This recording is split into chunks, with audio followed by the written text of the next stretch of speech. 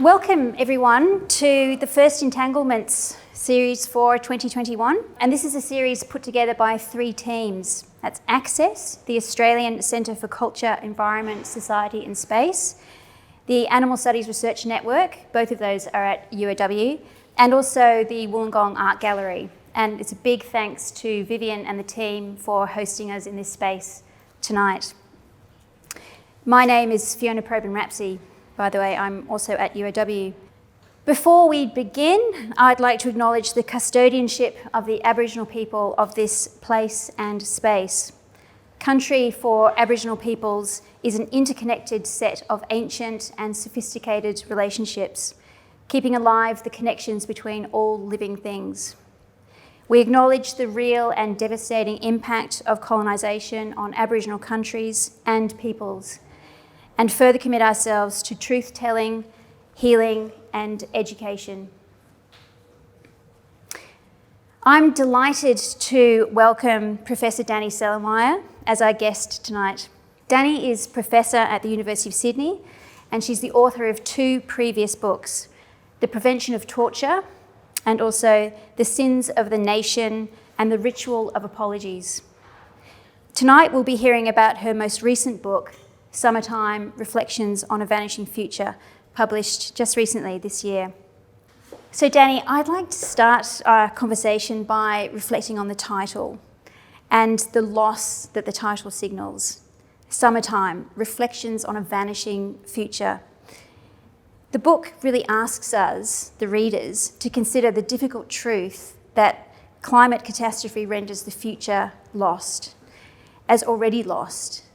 And there's this wonderful passage in the book where you call on us to be present to these difficult truths about having an uncertain future. And I was wondering if I could ask you to read that for us from page 23. Thank you. Nice to start with the words of the book for me. Around me, I hear whisperings, almost shamefully spoken, of people's fear for the future. Since the fires began to consume the worlds around us, the reverberations of those whisperings have intensified. People have started to use the term existential threat to convey the idea that not just human lives, but human life is at stake. It is not inaccurate, but it does not quite make present or bring close what is happening in our bodies as we sense this peril. Maybe it's easier to adopt an abstract idiom than to speak out loud about the intimate, palpable, and direct losses we would prefer not to name. Maybe we believe that if we don't give them shape in the form of words, they will vanish. Or maybe we are trying to shield ourselves from the flood of feelings they would elicit. But it's only fantastical thinking that has you believe that silence will stop the dreaded future from coming to pass. I'd hazard a guess that wrapping words around our still amorphous feelings and giving voice to the ones we already know we harbour might be a corner piece in the puzzle of learning how to live in this world. If we are to have any chance of mitigating that dreaded future, difficult actions lie before us. Speaking of the feared future and being present with each other to how desperately we do not want it may give us the clarity and resolve we need to act. And if or when it is too late for such actions, if there is no more to be done to prevent that future, honesty will be the only solid ground on which we have to stand and hold on to each other. So throughout the book, you address the reader directly as you. And on the first page, you call on the reader to stay with me. It invokes this incredible intimacy between the narrator and the reader, and it's an invitation to trust the narrator. It also grounds how often it shows in the book that you are vulnerable to the fires, and that you are vulnerable to the reader and open to the reader, And you're vulnerable to what the climate catastrophe now means to all of us. That we are all vulnerable now. And that we're all vulnerable together. That there is no safe space, no refuge. Now, addressing the reader in this way is so very different to the traditional academic prose style. So how did you decide on that narrative style, and what does it enable? It's interesting when you're asked about why you made authorial choices, when in fact, often you just write. And then retrospectively, you tell a story about the writing that may have been implicit, or may just be a justificatory story that you tell. But in this case, there were a few conscious choices. So I started writing what became Summertime on the 31st of December 2019. The night before, we had packed the belongings from our newly built house into a truck. Several days before, we had evacuated all of the domesticated animals from the land. And my partner drove the truck at 5 o'clock in the morning to Sydney, and I went outside to turn the gas off. And when I came back in, there was a missed call on my phone from the person who was caring for 2 of the pigs with whom we live. We'd evacuated them. And I called her back and she said, "It's all gone, it's all gone." At that point, we thought both Katie and Jimmy were dead. As it transpired, Jimmy survived the fire. I lay on the floor. I contained myself during the conversation because she had just survived the fire herself.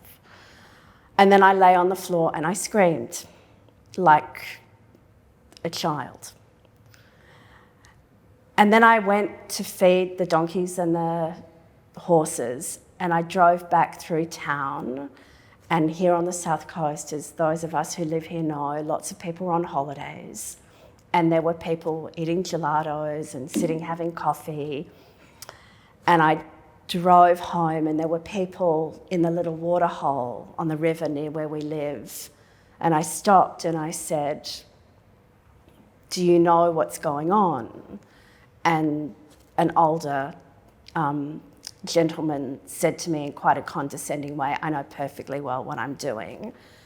And I got home and I felt such despair at this divide that I felt in my country between those of us who were literally in the face of the conflagration and losing those whom we loved and the places that we loved, and those for whom this remained completely abstract. And of course, I had been by that river. You know, I had also been by that river while other people were suffering. We're by that river now while other people are suffering. But I felt like I wanted to speak. I felt like I wanted to reach out and put my hand on people and say, "Please look, be present." And so it was that type of writing that I started to do during the fires, and then I wrote a piece about Omnicide a few days later, after January 4th, that second absolutely disastrous day. And then when Jimmy came home and I was in the face of his grief, I wrote about him. And I can't say that it wasn't that the writing was therapeutic, but I had been undone.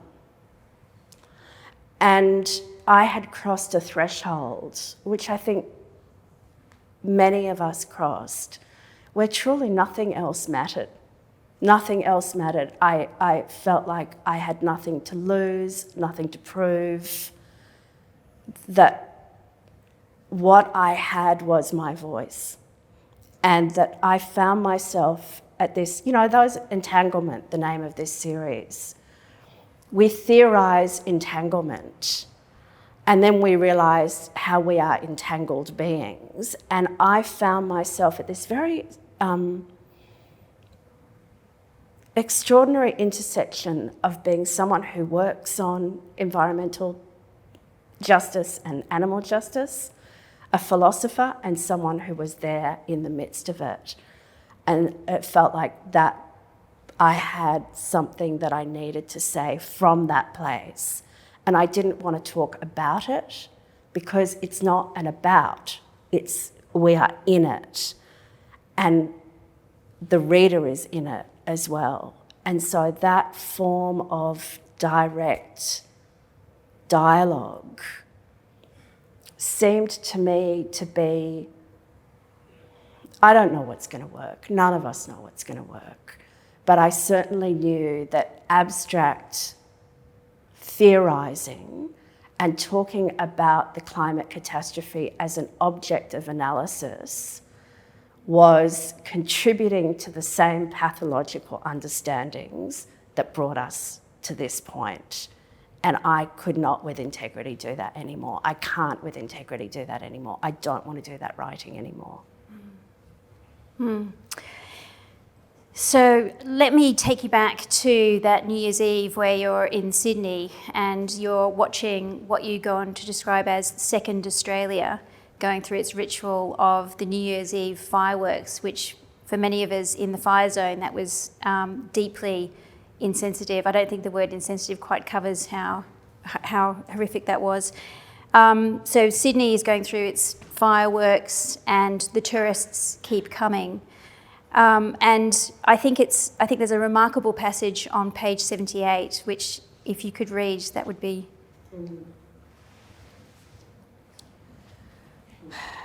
To some not insignificant extent, who you are comes down to where you stand in relation to the catastrophe. Perhaps it is that they have not been touched yet, not yet been burnt. Like pretty much every one of us who has assumed that our privileges are both deserved and eternal, they still believe they will be spared. They won't be. We won't be. Right now, it is the rage that wants to make everyone know that. I love that bit. One of my favourite authors, a black feminist writer called Brittany Cooper, uses this phrase, eloquent rage, to talk about the importance of writing with rage. But the eloquent part relates to using rage with precision, choosing the right target. And throughout the narrative, you are encountering both people, but also positions that are taken up, situations, events that produce rage. And yet there are very few moments in the book where you express that rage to people, to individuals. You manage to contain that rage, which I think is also remarkable. And what I wanted to hear more from with you in relation to this topic is, how does rage and the grief help to shape your writing? How does it energise that writing?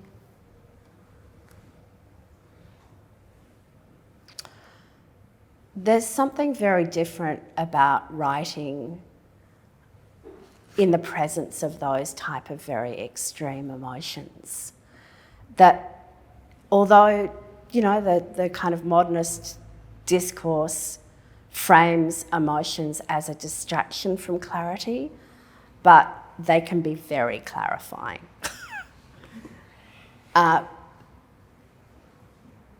Rage can be clarifying because one sees the contours of debates and what's at stake with a sharpness that is sometimes missing. Grief, because it also makes present what we love and what we want to protect. And so to infuse writing with that affective clarity, I think can give the writing a real power. And as you say, it also requires craft, because the danger of writing with rage is that the rage comes out at the reader. And to be perfectly honest, so my dearest friend Moira Gatens read a version of the manuscript, and she said to me, there are a few places where you are just too angry and you are going to hurt the reader, and the reader doesn't deserve to be hurt. And it was brilliant advice. And I was like, but I am angry. I should be angry. They should feel my anger. And she was like, yes, but they are not the object of your anger. And as I came to think about this type of emotional territory of writing and how we are all moving through these different emotions as we, in our different ways and encounters, meet the climate catastrophe, it felt more important to be honest about when I was enraged and when I was in deep grief. But so many of our conversations about climate are confrontative. And we are all struggling. We're all struggling every day. You know, we kind of come close, we move away, we get a bit closer, run away. So I felt like what I wanted to do, and this was not intentional, but when I look at the book now, what I think I was doing was walking to a reader, putting my arms around their shoulder and saying, come for a walk with me. Come for a walk into how the world was for us. And I have tried in the book, not just, and this is a great challenge for everybody who writes about beings other than humans, not just how it was for me, but how it was for us. Because even though there was an enormous amount of commentary on the fires, and there was a lot about the animals who were killed, there was, and there usually is, very little about the first person experience of those animals. And I wanted them to be part of this going for a walk to unfold what it was like.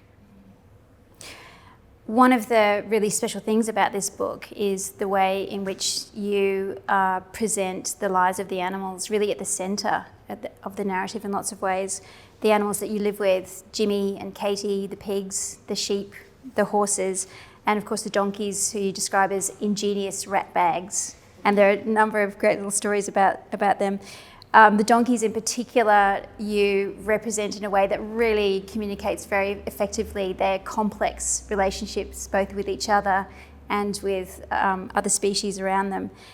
And what you draw out from that engagement, you call this a practice of attention, and you are allowing yourself to be led by those animals and really to be situated as a narrator by those animals, thinking about their emotional lives, thinking about how they interact with each other, and also thinking about how they are perceiving what's going on, how they can perceive that there is something that is wrong in this environment, something is happening. And that really pushes the reader to think beyond just humankind and what it means to experience the climate catastrophe from a human perspective.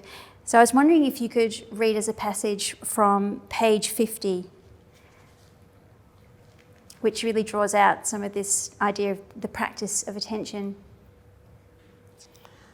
At the end of one of her reflective essays on the human condition, Hannah Arendt, one of the most incisive minds of the last century, described a cultivated person as one who knows how to choose his company among men, among things, among thoughts, in the present as well as in the past. Constrained, as we are all, by the bounds within which she lived and thought, Arendt was unable to recognise the full range of those with whom we might keep good company. I doubt she would have imagined that the company of animals other than humans, or of plants, trees, or ecosystems, could also shape who one became. Still, her choice of the word cultivation implicitly takes us to the land. when I'd acted on the intuition that coming to live in this place would shift my shape, I'd not yet realised the degree to which that work would be affected through the company I would come to keep among all the beings, among all the sounds, among all their practices of attention. So can you tell us more about how this practice of attention towards the animals in particular works to reorient us away from a sort of a human centering, a human exceptionalism, even despite then your discussion of the ways in which domesticated animals have been screwed up by us over centuries so that some of their perceptive abilities have been bred out of them, a point you make in a chapter called During. So can you tell us a bit more about that, those practices of attention that you were bringing to this? So living on the land and with the animals, thankfully, blessedly, demands a certain way of being in your body during the day. So, for example, every morning, as well as feeding and checking water and making sure everyone's okay, I spend with my partner probably an hour and a half cleaning the paddocks, picking up the manure, something I write about in the book, how much I love it, how much it brings me close to where they've been during the night. And for a little while, I used to listen to podcasts and so on out there, and then I stopped because there's a gift of attention that one can acquire just by being with the myriad that is always there, the sounds and the movement of the wind. And I remember one morning doing yoga on the deck in front of the escarpments, and my brother, who's also an academic, was about to go on sabbatical somewhere overseas. And I remember thinking, I just want to look at this every day for the rest of my life. I don't want to go to another city and see what's there, because the light is different every single day. And the feeling of the wind is different every single day. And so what I want to make clear by that is that it wasn't me doing it, it was it doing me. It was, this calling, this like, come on, come on, you can be here. And it's actually just getting yourself out of the way so that you can listen. It's really not us doing it. We are the impediment to that attention. So that's my attention. But then at the same time, and this is what you allude to, you come to see how they're paying attention. They're like all of these other beings are paying attention. And not just the animal beings, the tree beings as well, and the soil beings, like they're all having an experience that is very radically different to ours in some cases. So it's like being in this concert of subjectivity, which is endlessly variable and infinite. But you couldn't go to a greater university to learn about the arts of attention. And leading up to the fires was, of course, particularly acute because I knew that they knew. So well before the fires were close, and I'm sure this happened to lots of people here, the animals were responding, the non-human animals were responding in particular ways. And that was not always helpful for me because it would intensify my fear because I could feel their fear. And I knew that I couldn't reassure them because there is no safety, there's relative safety. So I have also learnt about attention by watching the way they pay attention to each other. And the chapter that you referred to about the donkeys, it just blows my mind. It's like I watch them and they'll all, suddenly get up and move into another paddock. But I'm like, how do they all know to do that at once? Like, what are they picking up on? Like, no one goes, oi, boy, it's time to move. But clearly there's something that they're paying attention to in each other. And I just think that's marvellous. And I love the fact that I can't work it out because it puts me in my place, appropriately so. That's wonderful. I love how your work weaves together philosophical arguments about human violence towards animals. You draw these really important connections between the ways in which backgrounded and invisibilised invisibilised violence towards animals and environments. There's that going on in terms of animal agriculture, and you link that to this human capacity that we have for sticking our head in the sand when it comes to the climate catastrophe. And you think about this in terms of this is going to lead us to omnicide, this word that you use to describe the killing of all things. I remember seeing that word when you published it originally on the ABC website, just thinking, oh my God, that's it, that's the word. It's quite horrific. And with this word, omnicide, our attention is being drawn to these connections between ecologies, industries, consumption, everything, and this vast and overflowing effects of human violence.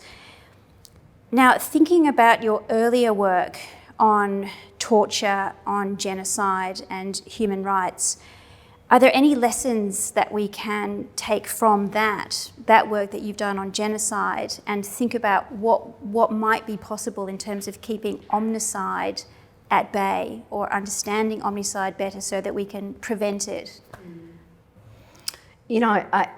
It looks like I've worked on many different things, transitional justice, Indigenous rights, torture, animals, environment. But when I look at the body of my work, I see that there are certain core obsessions that are there in all of it. And one of them is the normalisation of extraordinary violence.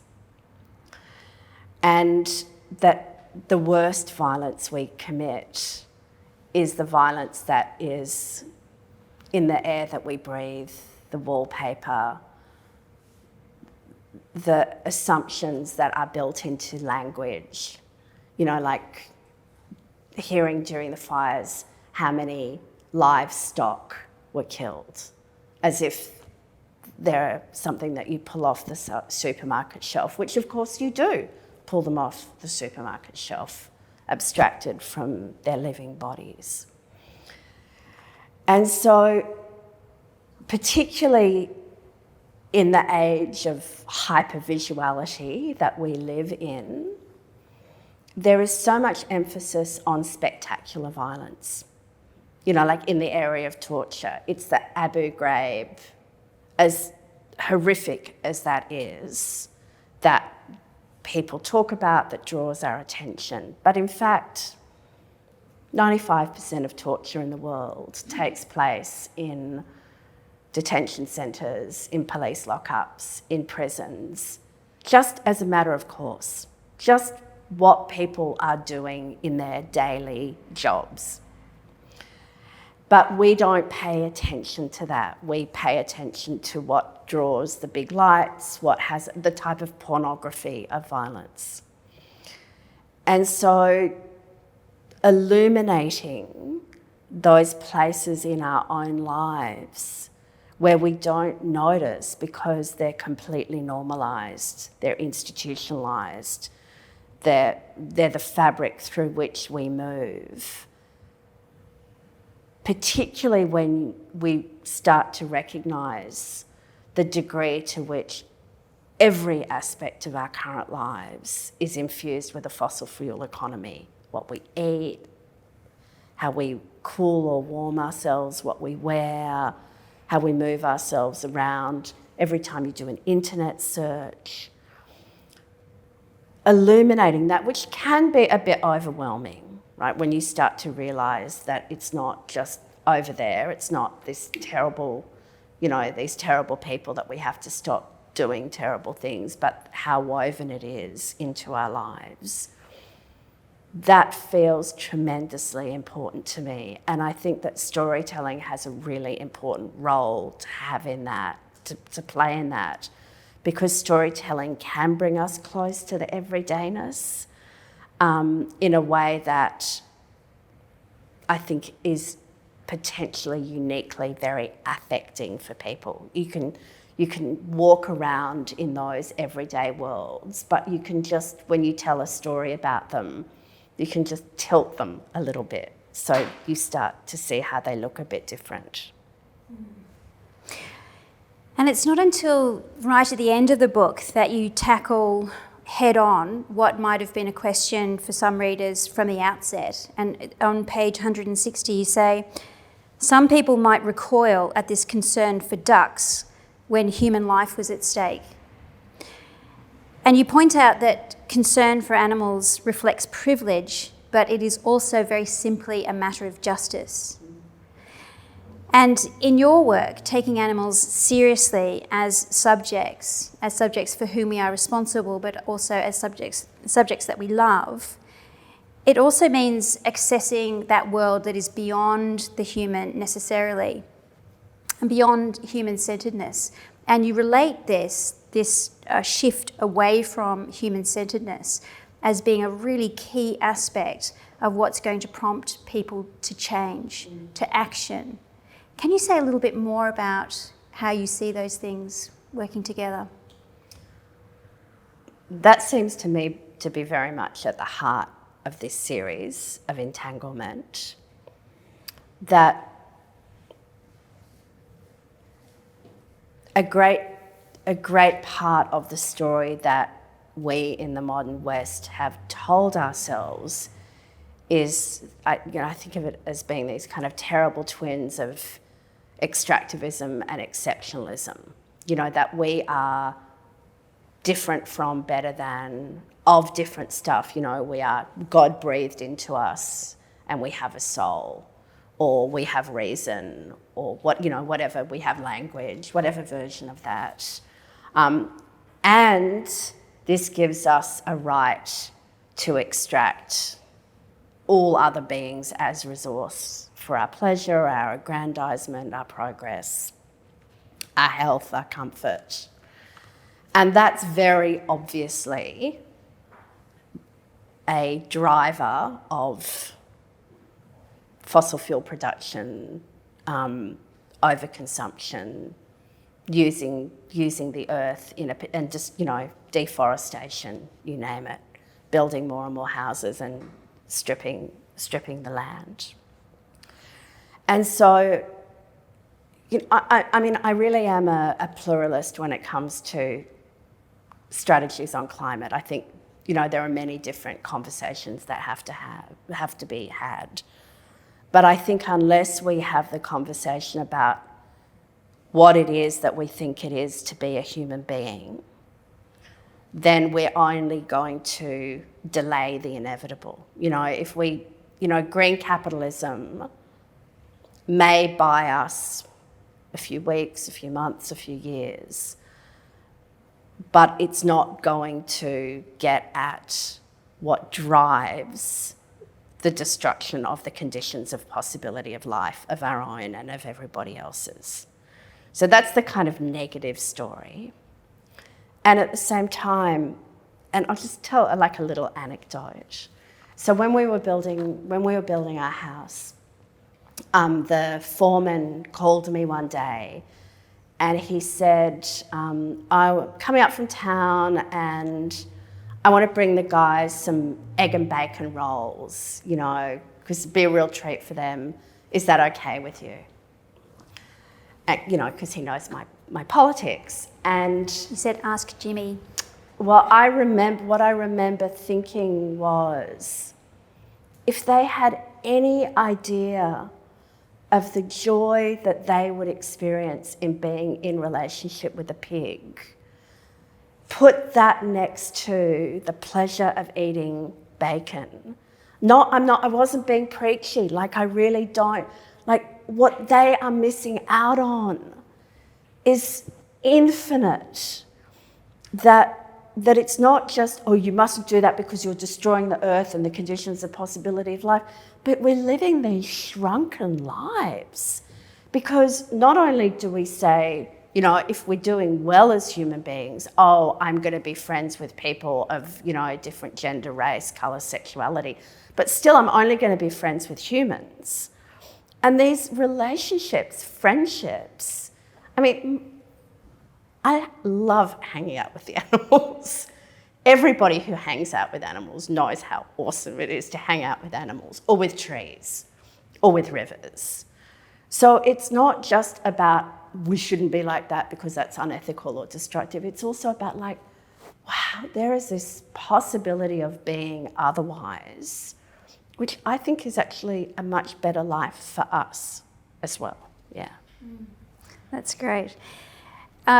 This brings me to my final question, which is not my question, but the role of animal sanctuaries do feature in your work. And you write at some stage that it seems especially cruel to think of the animals who were killed when they were in sanctuaries. And you write about reaching out to sanctuaries and to people who run sanctuaries and getting advice on how to treat Jimmy, for instance, in his grief. And so sanctuary people become quite important in your experience through the fires.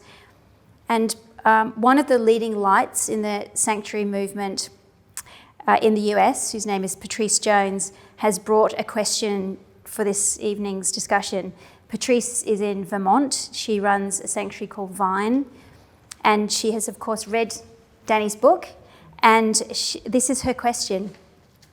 She says, if I had to choose one quote that sums up the book, it would be this: and here we are together, not safe. And here we are together, not safe. Patrice goes on to say, if we start from a full-bodied awareness of that, both the togetherness and the unsafety, where can we go from and within that place? And since the togetherness is part of it, I guess I would ask the same question of attendees as well as Danny. Danny, would you like to attempt to answer that question before we ask? Attempt?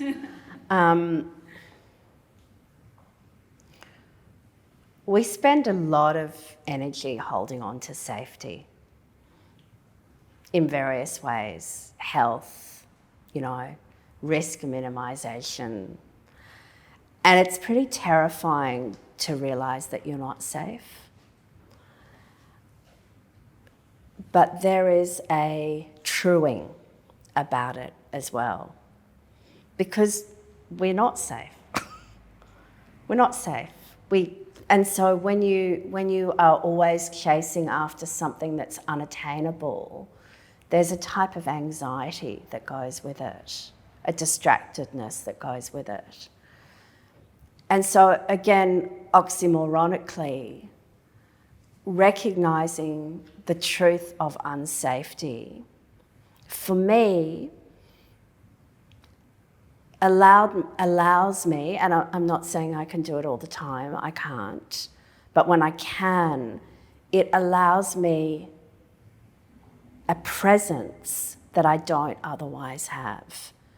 Because what there is this now, right? What there is this relationship now, that I am with this other now. Donkey other, pig other, human other, duck other. And I can't be, of course I want to do what I can to lay the ground for a future that will be one of as much flourishing as possible. But if I'm always running after that future and scared that it's not going to happen, then I can't be present to what the now is. And so it's a little counterintuitive if we're thinking about what do we need to do to address climate change. We do need to be thinking about the future. But I think that presencing of unsafety together can actually alleviate some of the anxiety. And I can't assure people of that. I think that's a journey that each of us goes on and then withdraws from and then goes on again. Thanks so much for writing this book and for sharing your thoughts with us about it. It's just such an incredible piece of work. So we'll take a 5-minute break now and then we'll come back for question time. Thank you.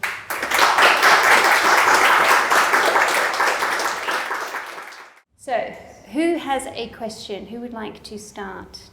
So mine's quite a simple one, that is about, I was really taken by your point about rage in writing, and I know I'm often sort of incoherent with rage, and it means that the writing becomes inarticulate. So I guess I was interested in whether you had thought through strategies that you use to translate from the incoherent rage to the articulate rage. Having conversations about the rage before I write or during the writing helps me, so that the writing isn't the only channel through which I'm expressing. And I'm a big rewriter, so I will craft my writing. I'll write and then I often read it aloud to myself. So I'll read it aloud and I'll feel how it sounds. So I used to be a speechwriter, and so I'm very sensitive to the way that words sound and the way that they feel. And so when I read them aloud to myself, I can feel that, and then I'll go back in and kind of move them or touch them and cool them a little bit, cool them off a little bit. Hello, thanks very much, Danny. I've got a similar question actually about, have you thought through, or what are your, can you tell us a bit more about your strategies for bringing out the first person experience of animals who aren't humans and who don't speak in English, French, Kurdish, whatever? So there's a part in the book where I explicitly address this problem of anthropomorphism, because it is such a problem for anyone who's writing the non-human. And going back to what Fiona asked me before about attention, and you live with animals. Animals are extremely complex. Their experiences are very complex.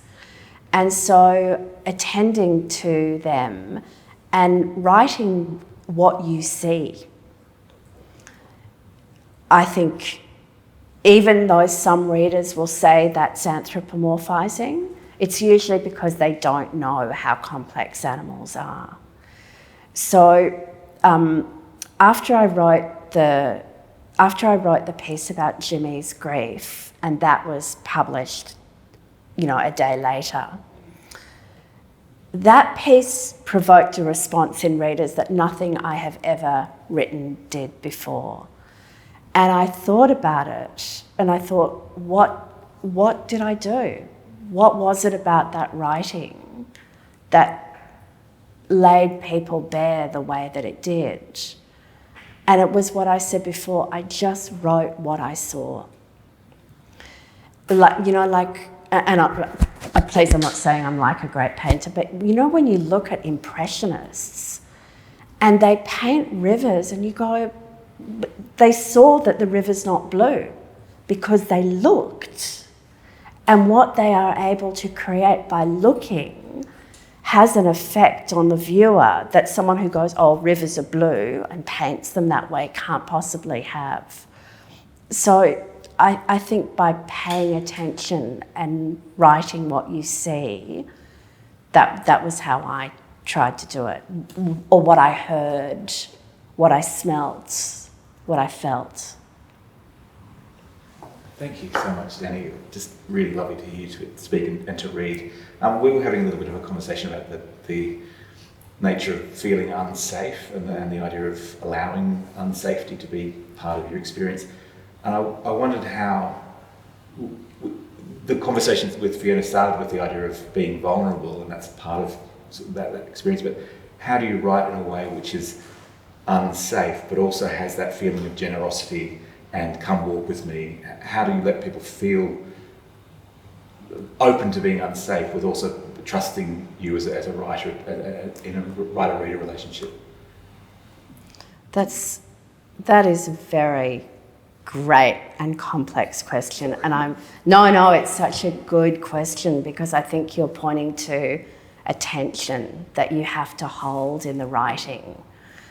And I think it goes back to the question earlier about a type of containment, so that you're rendering yourself vulnerable, you're writing from a place of vulnerability, but there's also moments, or at the same time, you're occupying a place of understanding your own vulnerability. So even though it's one voice, I think because of the craft of writing, somehow you're your own witness at the same time. And I really love that question. I want to think about what it is that you do in writing that does it. But I think, because you're not just crying out. I didn't write from the me on the floor on the 31st of December, because, as you say, the reader just would have felt very unsafe. But I didn't abandon her either. Thank you. So I finished a book a couple of weeks ago, Danielle, and I really enjoyed it. And one question that really sat with me for a few days was where the places that you're writing about. And it seemed like such a big omission from the book not to let the reader know where it was. Maybe it's because I'm a geographer, but there's a particular passage where you were describing the really unique associations of the animals in the place where you were. And it seemed to me that that's sort of bread and butter geography speak, if you like.